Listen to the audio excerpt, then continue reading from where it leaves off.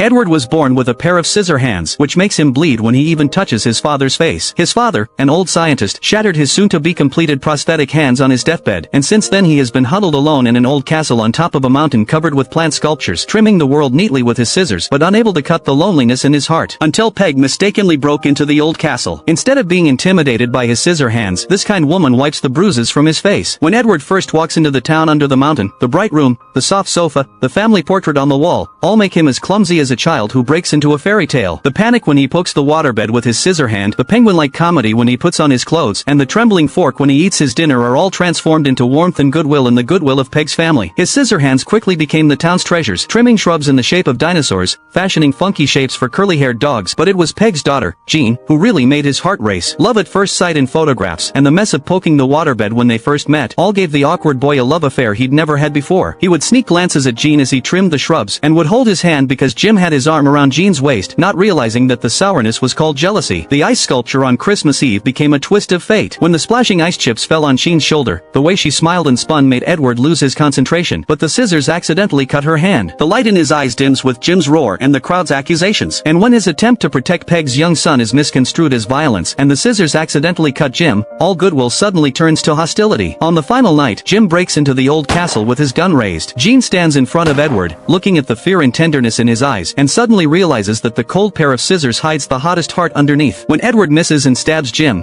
and the crowd rushes in, Jean holds up the broken scissor hand. Edward is dead. No one in the town has seen the boy with the scissors hands since. But every Christmas, the town, which never snows, would flutter with tiny snowflakes, like the ice crystals that splashed during the ice carving. The old Jean sat in front of the window, looking at the sky flying snow, gently smile that as Edward in the clouds pruning the ice never melt, with his unique way, guarding the memory of that rotating figure.